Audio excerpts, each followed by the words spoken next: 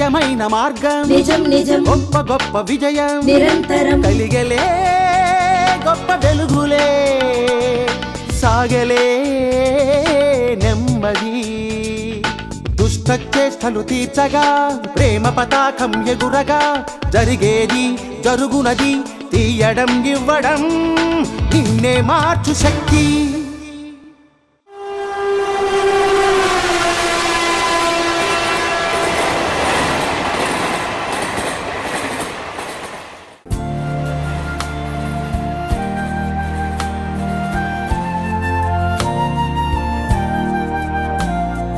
ప్రియులారా, నా పేరు బాలమల్లేష్. నేను నిష్టగల హైందవ కుటుంబంలో నేను పుట్టాను. నా తల్లిదండ్రులకు నేను ఒక్కడనే కుమారుడిని. నాకు అన్న తమ్ముళ్ళు కానీ అక్క చెల్లెలు కానీ ఎవరు లేరు. నేను పుట్టక మునుపు 4 పుట్టి చనిపోయారు. నేను పుట్టిన తర్వాత మరో 2 పుట్టి చనిపోయారు. ఈ 7 మందిలో నేను మాత్రమే బతకడం జరిగింది. కాబట్టి నా తల్లిదండ్రులు చాలా గారాబంగా నన్ను పెంచడం వల్ల నేను చిన్నతనంలోనే అన్ని చెడు అలవాట్లకు లోనైపోయాను. నా యవ్వనంలోకి వచ్చేసరికి చాలా వ్యసనాలకు బానిసైపోయాను, దురలవాట్లకు లోనైపోయాను. మద్యం సేవించడం, పేకాడడం, అమాయకులను కొట్టడం, ఆకతాయి పనులు చేయడం, రౌడీయిజం చేయడం, మరి ఇలాంటివి ఎక్కువగా చేసేవాడిని. ప్రతిరోజు కూడా మద్యాన్ని సేవించేవాడిని. దాదాపు ఒక క్వార్టర్ బాటిల్ నుండి హాఫ్ బాటిల్ వరకు కూడా నేను ప్రతిరోజు మద్యాన్ని తీసుకునేవాడిని. అంతేకాకుండా సిగరెట్లు బాగా కాల్చేవాడిని. దాదాపు 5 నుండి 6 ప్యాకెట్ల సిగరెట్స్ నేను ప్రతిదినం కూడా కాల్చేవాడిని. సో అలాంటి దురలవాట్లకు లోనైపోయి రౌడీ షీటర్లో బుక్ అయ్యి అటెంప్ట్ మర్డర్ కేసులు కూడా నేను చేయడం జరిగింది. జైలు కూడా వెళ్ళాను. అంత భయంకరమైన జీవితాన్ని నేను జీవిస్తూ ఉన్నానన్నమాట. ఒక్కగానొక్క కొడుకునైనా నన్ను ఎంతగానో ప్రేమించిన నా తల్లిదండ్రులు వీడెప్పుడు చనిపోతే మేము శాంతిగా నెమ్మదిగా ఉంటాము అనే పరిస్థితి వచ్చే అంత దుర్భరమైన జీవితాన్ని నేను జీవించాను. వారు ఆ విధంగా నా విషయంలో చాలా బాధపడేవారు. సో ఆ విధంగా నేను ఉంటున్నప్పుడు మరి నా జీవితంలో ఒక ఘోరమైన సంఘటన జరిగిందండి. నేను రైల్వేలో పనిచేస్తాను. నాకు 3 పిల్లలు ఉన్నారండి, 2 కుమారులు 1 కుమార్తె.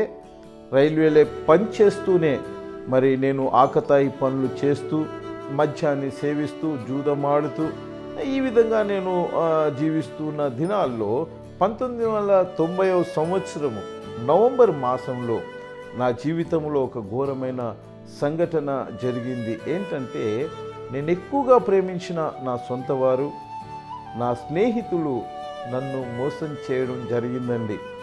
ఆ మోసానికి నేను తట్టుకోలేకపోయాను. నన్ను మోసం చేసిన వారు భూమి మీద బతికి ఉండడానికి వీలు లేదు. ఎలాగైనా వారిని హతమార్చాలి, వారిని చంపేయాలి అనే ఉద్దేశాన్ని కలిగి ప్రతిరోజు తాగేవాడిని. ఆ రోజు కాస్త ఎక్కువ మద్యాన్ని సేవిస్తూ ఆలోచన చేస్తూ ఉన్నాను, ఏ విధంగా నన్ను మోసం చేసిన వారిని నేను చంపాలి అని నేను ఆలోచన చేస్తున్నప్పుడు నాకు కొన్ని తలంపులు వచ్చాయి. ఏంటంటే, బాబు నీకు అన్నా తమ్ముళ్ళు అక్క చెల్లెలు ఎవరు లేరు, నీ తల్లిదండ్రులకు నీవెక్కడివే కుమారుడవు, నీకు మాత్రం 3 పిల్లలు ఉన్నారు. ఒకవేళ నీవెవరినైనా హత్య చేస్తే పోలీసు వాళ్ళు వచ్చి నిన్ను జైల్లో పెడతారు, నీ పిల్లలు తల్లిదండ్రులు లేని పిల్లలైపోతారు. అంతేకాకుండా వారి మీద ఒక చెడు ముద్ర పడిపోతుంది, హంతకుని పిల్లలు అని పిలుస్తారు. అంతే కదండి, ఎవరు కూడా నీ పిల్లలకు సహాయం చేయడానికి ముందుకు రారు. కాబట్టి నీవెట్లాగో నిన్ను మోసం చేసిన వారిని చూస్తూ తట్టుకోలేవు కాబట్టి, బ్రతకలేవు కాబట్టి నిన్ను నీవే హతమార్చుకో, అంటే ఆత్మహత్య చేసేసుకొని చనిపో అనే ఒక తలంపు నాకు వచ్చిందండి. వచ్చినప్పుడు నేను కూడా ఇది బాగుంటుందని ఆలోచన చేశాను. నాకు నేనుగా చనిపోవాలి అని డిసైడ్ చేసుకున్నాను, నిర్ణయించుకున్నాను ఏ విధంగా చనిపోవాలి. మళ్ళీ అదొక ప్రశ్న. ట్రైన్ కింద పడి చనిపోదాం అనుకున్నాను, కానీ పులిలాగా బ్రతికిన నేను ట్రైన్ కింద పడి చనిపోవడం అంటే తల వేరు మొండెం వేరు. ఇలాంటి పరిస్థితిలో ఎందుకు నేను చావాలి, ఇంకా వేరే విధంగా చనిపోవాలి అని నేను ఆలోచన చేసినప్పుడు, నేను మీకు చెప్పాను కదా నేను రైల్వేలో పనిచేస్తున్నానని. అక్కడ ఒక ల్యాబొరేటరీ ఉంటుందండి. అక్కడ అన్ని పరికరాలు టెస్ట్ చేయడానికి ఈ నైట్రిక్ యాసిడ్ అనే పదార్థం వాడుతూ ఉంటారు. అది జ్ఞాపకం వచ్చిందండి. అది తాగి చనిపోవాలని నేను డిసైడ్ చేసుకున్నాను. తర్వాత నేను యాసిడ్ బాటిల్ విప్పేసి నాకు కావలసినంత నేను తాగేసి మిగతాది ల్యాబొరేటరీలో పారబోసానండి. తిరిగి నేను సోఫా మీదకి వచ్చి పడుకున్నాను. 1 నిమిషం లోపలే ఇదంతా జరిగిపోయింది. పశువులాగా అరుస్తూ ఉంటే చుట్టుపక్కల వాళ్ళందరూ కూడా వచ్చేసి ఏం జరిగిందని ఆ సమస్యను గమనించి నన్ను తీసుకెళ్ళి రైల్వే హాస్పిటల్ లాలాగూడలో జాయిన్ చేశారండి. అప్పుడు ఆ లాలాగూడ రైల్వే హాస్పిటల్కి వెళ్తానే డాక్టర్స్ అడిగారు, ఏంటి ప్రాబ్లం, ఎందుకు ఈయన ఈ విధంగా అరుస్తున్నాడు అన్నప్పుడు వారు చెప్పారండి, ఇతడు నైట్రిక్ యాసిడ్ని తీసేసుకున్నాడు, తాగేశాడని చెప్పినప్పుడు వాళ్ళు ఇచ్చిన స్టేట్మెంట్ ఏంటో తెలుసా? అయ్యా, నైట్రిక్ యాసిడ్ తాగిన వాళ్ళు హిస్టరీలో బ్రతకడం మాకైతే తెలియదు, పాపం ఎందుకు తాగేశాడు, ఇతడు కూడా బ్రతకడం కష్టం, అసాధ్యము అని చెప్పారు. సరే, వాళ్ళు నన్ను అడ్మిట్ చేసుకున్నారు. అడ్మిట్ అయిన దగ్గర నుండి పశువులాగా అరవడం నేను ఆపలేకపోయానండి. ఎందుకంటే ఆ అవయవాలన్నింటి కూడా కాల్చివేస్తూ ఉంటే భరించలేని పరిస్థితి. అలాంటి పరిస్థితిలో వారు నన్ను అబ్జర్వేషన్లో పెట్టారు. ఒక బకెట్ ఇచ్చారండి. బ్లడ్ అంతా కూడా వామిటింగ్స్ అయ్యాయి. బ్లడ్ అంతా కూడా బయటికి నల్లటి రూపంలో బయటికి వచ్చిందండి. అంటే రక్తాన్ని సహితం ఆ యాసిడ్ కాల్చివేసిందనమాట. అంత భయంకరమైన పరిస్థితి. ఆ రాత్రంతా కూడా అరవడమే. తెల్లారేసరికి నా గొంతంతా కూడా కాలిపోయిందండి. నా ఫుడ్ పైప్ అంతా కూడా కాలిపోయింది. అంటే ఒక చుక్క నీళ్లు కూడా తాగలేని పరిస్థితి. అలాంటి పరిస్థితిలో మరి ఆసుపత్రి వాళ్ళు నన్ను బ్రతికించడానికి వారు ప్రయత్నం చేస్తూ ఐవీ ఫ్లూయిడ్స్ని పెట్టారు. మీకు తెలిసే ఉంటుంది ఐవీ ఫ్లూయిడ్స్ అంటే గ్లూకోజ్ పెడతారు కదండి నరాల్లో నుండి. అలాంటి ఆ ఫ్లూయిడ్స్ నన్ను పెట్టి నన్ను ఆ విధంగా కొద్ది రోజులు బ్రతికించారు. కొద్ది దినముల తర్వాత ఇప్పుడు నేను మీకు కనబడుతున్నట్టు అప్పుడు లేనండి. నా శరీరంలో మాంసం ఏమాత్రం లేదు, కేవలము ఎముకలు చర్మం మాత్రమే నా శరీరంలో ఉందండి. మాంసం ఏమాత్రం కూడా లేదు. అలాంటి పరిస్థితి, అంటే ఇంకా ఎప్పుడు చనిపోతాడో అనే విధంగా నా యొక్క పరిస్థితి మారిపోయింది. అలాంటి పరిస్థితిలో ఉన్న నన్ను నా స్నేహితులు, నా తోటి పనివారు, నా బంధువులు చాలామంది చూశారు. ఆ పరిస్థితిని చూసి డాక్టర్ దగ్గరికి వెళ్ళారండి. అంటే మెడికల్ సూపరింటెండెంట్ అని ఒక ఆయన ఉంటాడు, హాస్పిటల్కి హెడ్. ఆయన దగ్గరికి వెళ్ళి చాలా గొడవ చేశారు మా వాళ్ళు.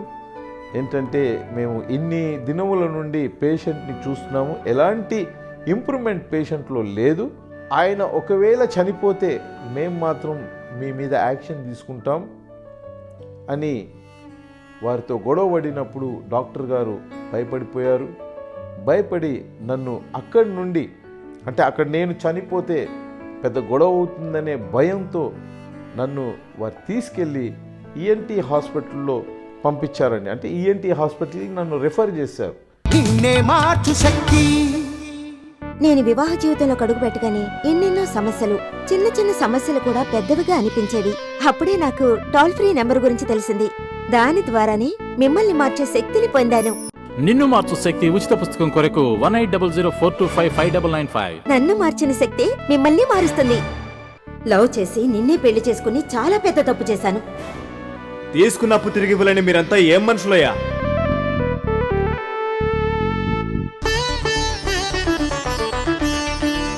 హలో, నిన్ను మార్చు శక్తి ఉచిత పుస్తకం కొరకు 180042255995. నన్ను మార్చిన శక్తి మిమ్మల్ని మారుస్తుంది.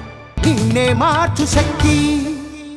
వారు పరిస్థితిని గమనించి వారు కూడా అదే సేమ్ స్టేట్మెంట్ ఇచ్చారండి. రైల్వే హాస్పిటల్ డాక్టర్స్ ఏదైతే స్టేట్మెంట్ ఇచ్చారో అదే స్టేట్మెంట్ వారు కూడా ఇచ్చారు. అయ్యా, నైట్రిక్ యాసిడ్ తాగిన వాళ్ళు ఎవరు హిస్టరీలో బ్రతకలేదు, ఇతను కూడా బ్రతకడం కష్టం అని చెప్పారు. ఒక వారం రోజులు ఏదో ట్రీట్మెంట్ చేయాలనుకున్నారు, కానీ వారితో ఏం అవ్వలేదు. తిరిగి వాళ్ళు అక్కడి నుండి నన్ను హైదరాబాదులో ఉన్న ఉస్మానియా హాస్పిటల్కి పంపించారు. వాళ్ళు దాదాపు ఒక 10 రోజులు పెట్టుకున్నారు. ఆ వాళ్ళతో కూడా మరి ఎలాంటి ట్రీట్మెంట్ ఇవ్వాలో అనే విషయంలో వాళ్ళు కూడా సందిగ్ధత వ్యక్తం చేసి తిరిగి నన్ను రైల్వే హాస్పిటల్ కూడా పంపించారండి. ఆ సమయంలో మరలా డాక్టర్స్ భయపడిపోయారు.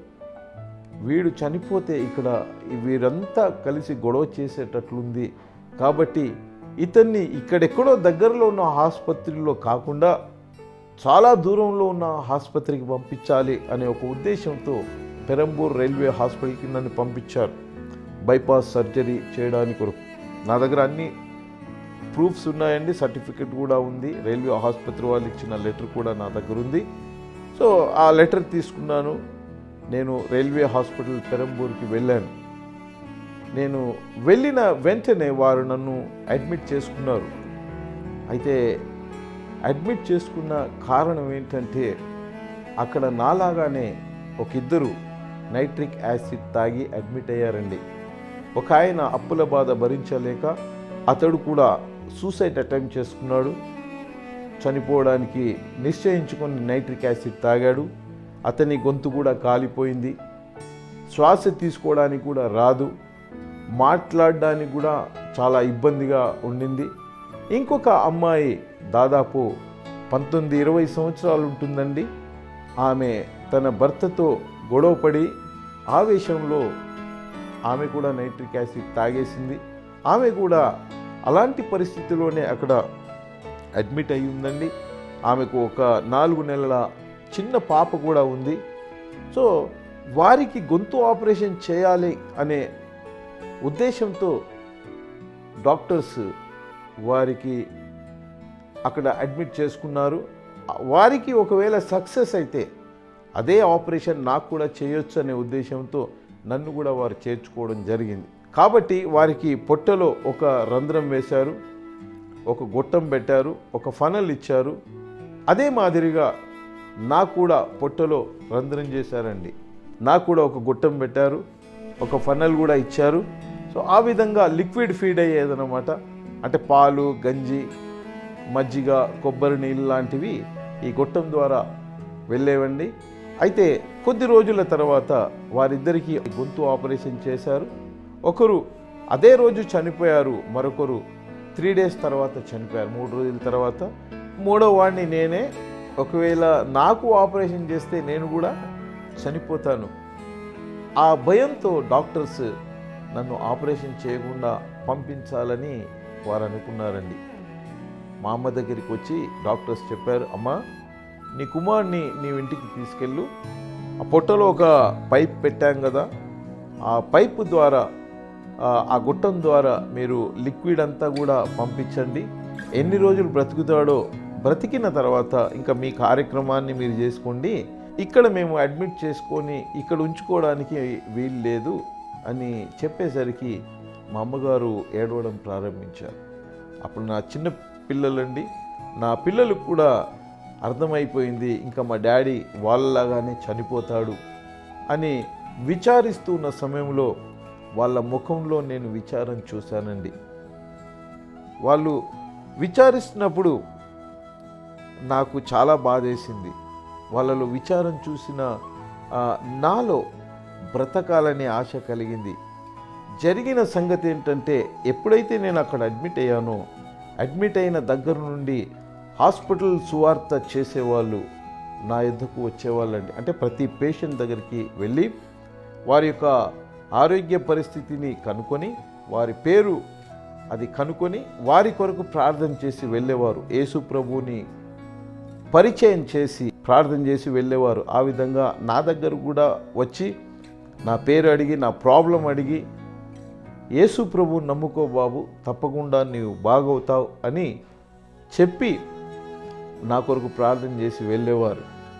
అయితే నేను అనుకునేవాడిని, వీళ్ళకు పని పాట ఏం లేదు, అమెరికా నుండి బాగా డబ్బు వస్తూ ఉంటే తిని అమెరికా దేవుణ్ణి ప్రచారం చేస్తున్నారు, నేను నమ్మిన దేవుళ్ళే నిజమైన దేవుళ్ళు, వారు తప్ప వేరే దేవుళ్ళు లేరు, ఆ దేవుడు అమెరికా దేశానికి సంబంధించిన దేవుడు, మాకు సంబంధించిన దేవుడు కాదు అనే ఒక ఉద్దేశంతో నేను ప్రభు యొక్క సువార్తను అంగీకరించలేదు. ప్రియులారా, నేను క్రైస్తవులను కొట్టాను, క్రీస్తు యొక్క సువార్త ప్రకటించే వారిని కొట్టాను. క్రైస్తవులు వడ్డీ ఇవ్వకపోతే నా డ్యూటీ స్పాట్లోనే చాలా మంది క్రైస్తవులను కొట్టాను నేను. అయితే వారు తిరిగి నన్ను కొట్టొచ్చు, కానీ వారు నన్ను కొట్టలేదండి. వారు నేను ఎప్పుడైతే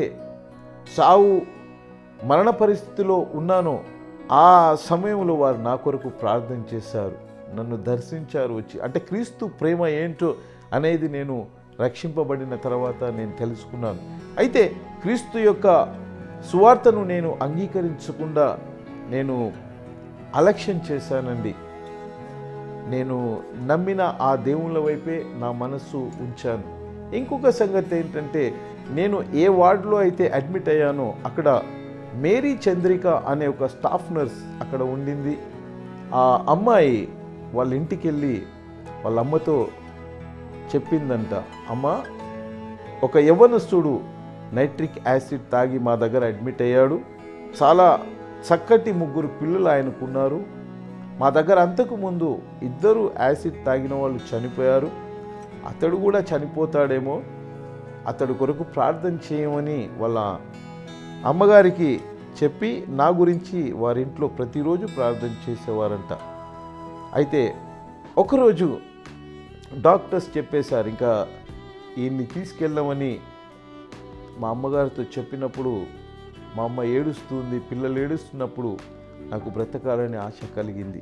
పిల్లరా, ఆ సమయంలో ఇంకా నాకు నేనుగా కూడా అనుకున్నాను, ఇంకా నేను బ్రతకడం అసాధ్యం, నేను కూడా చనిపోతాను అనుకున్నాను. అంటే ఆపరేషన్ చేసినా చనిపోతాను, చేయకుండా కూడా చనిపోతాను.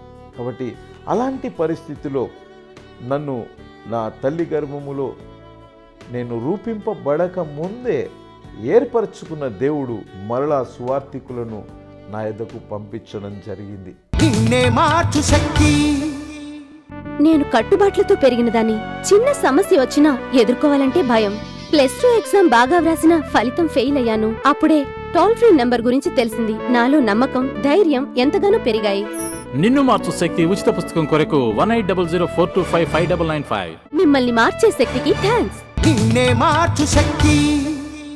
పిల్లరా, నాలాగానే ఒక సహోదరి సావుకు దగ్గరైన పరిస్థితిలో యేసు ప్రభువును నమ్ముకొని ఆమె రోగం నయమయ్యింది, ఆమె సువార్త పరిచర్య చేస్తూ ఉంది. ఆమె నా దగ్గరకు వచ్చింది ఆ రోజు. ఆమె పేరు వెంకట వరహ లక్ష్మి. ఆమె చాలా దేవుళ్ళకు పూజలు చేసిందంట.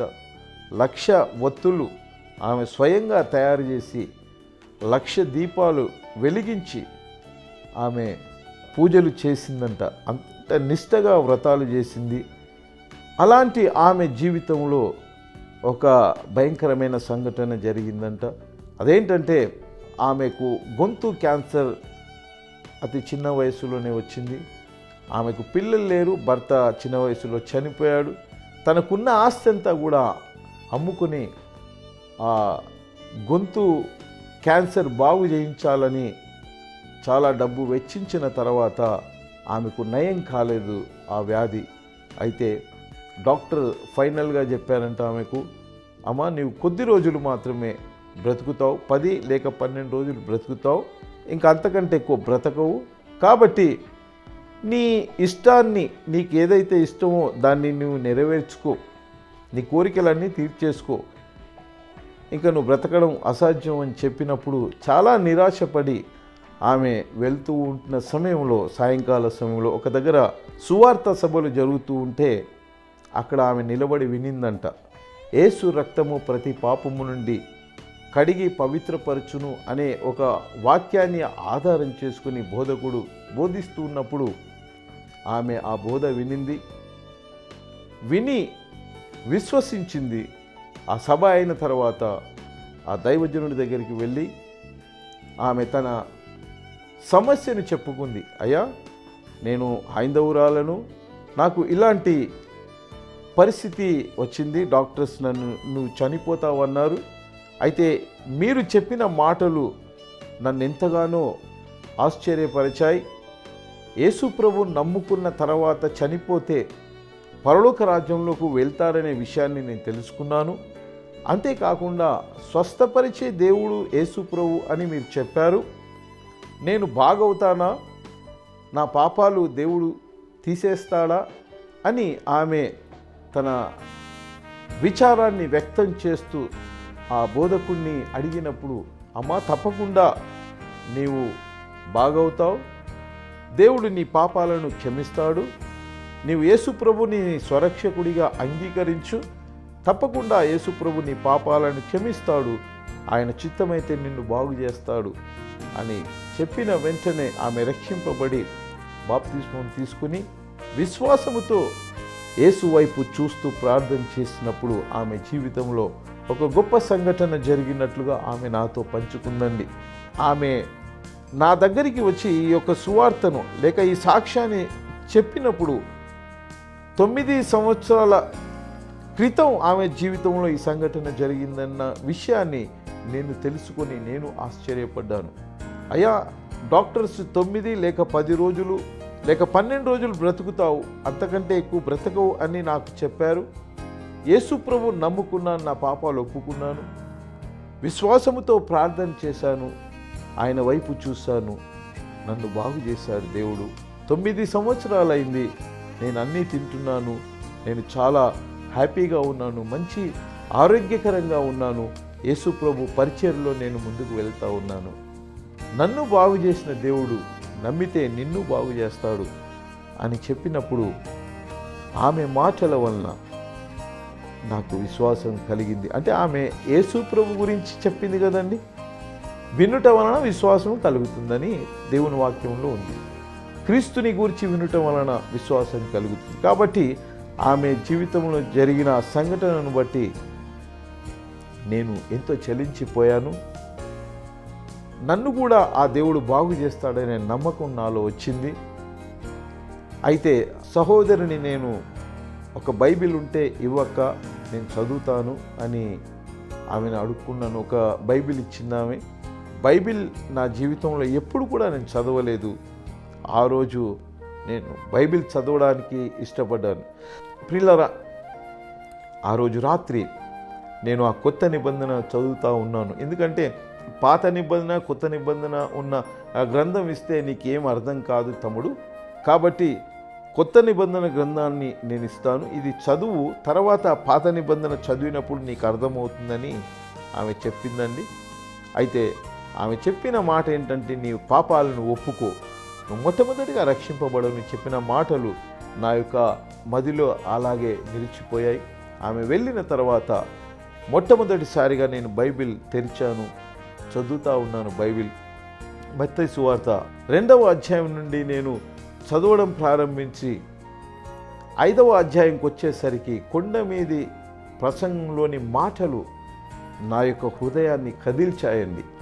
నీతి నిమిత్తము ఆకలి దప్పులు గలవారు ధన్యులు, వారు తృప్తిపరచబడుదురు అనే మాటలు. ఈ విధంగా నేను చాలా ధన్యతల గురించి చదివినప్పుడు నాలో చాలా మార్పు వచ్చేసింది. అంటే నా హృదయంలో కదలిక వచ్చేసింది. ఎన్నో చదివాను, ఎక్కడా ఇంత చక్కటి మాటలు లేవు, ఇందులో ఇంత చక్కటి మాటలు ఉన్నాయంటే ఈయనే నిజమైన దేవుడు అనే ఒక విశ్వాసం నాలో వచ్చేసింది. ఆ రాత్రి నా పాపాలను ఒప్పుకోవడం నేను ప్రారంభించానండి. నేను నా పాపాలను మోకరించి ఒప్పుకోవడం ప్రారంభించిన వెంటనే దేవుడు అన్నీ కూడా నా పాపాలను అంటే నా చూయిస్తున్నాడు అనమాట. నేను జూదం ఆడిన పాపము, త్రాగుబోతుగా జీవించిన పాపము, ఇంకా అసహ్యకరమైన జీవితాన్ని జీవించిన ఆ పాపమంతా కూడా దేవుడు చూపెడతా ఉంటే నేను వెంటనే నా పాపాలన్నీ కూడా ఒప్పుకుంటూ యేసు రక్తంలో కడగబడ్డాను.